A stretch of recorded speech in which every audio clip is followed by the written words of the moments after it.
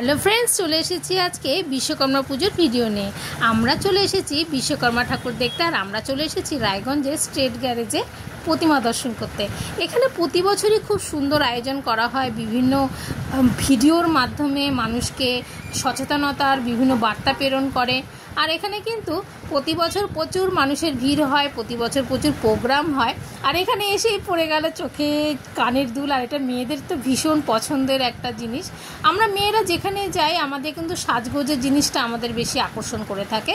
আর এই দোকানটা কিন্তু খুবই সুন্দর সুন্দর কানের আছে, আমি কিন্তু এখানে দেখে নিচ্ছি।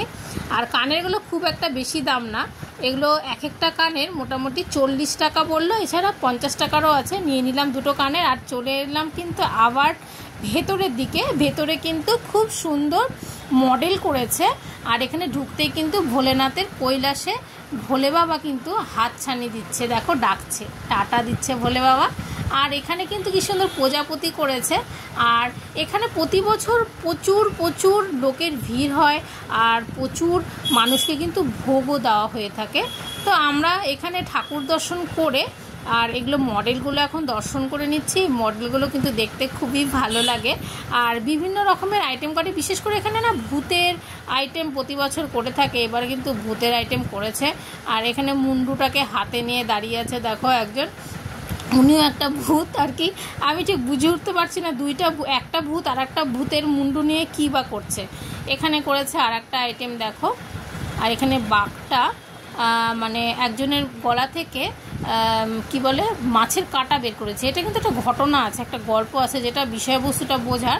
তারপরে চলে এলাম পাশেরটায় ভূত বিয়ে করে বাড়ি যাচ্ছে, আর ভূতের সাথে ভূতের বউ আছে, আর সাইকেল করে যাচ্ছে। আর এখানে একজন ঢোল বাজাচ্ছে, এটাও কিন্তু একটা ভূত। বেশিরভাগই কিন্তু এখানে ভূতের আইটেম করে থাকে। আর প্রতি বছর প্রচুর প্রচুর ভিড় হয়ে থাকে স্টেট গ্যারেজে। আর আমরা প্রতি বছর স্টেট গ্যারেজে কিন্তু ঠাকুর দেখে থাকি। স্টেট গ্যারেজের মানে এত ভিড় হয়, এত উপচে পড়া ভিড় হয়, তো ওখানে আমরা প্রতিবারই গিয়ে থাকি। তোমাদের কাকিমাও গিয়েছে, আমিও গিয়েছি। আর এখানে কিন্তু খিচুড়ি দেওয়ার মানে ভোগের দেওয়ার একটা আয়োজন চলছে।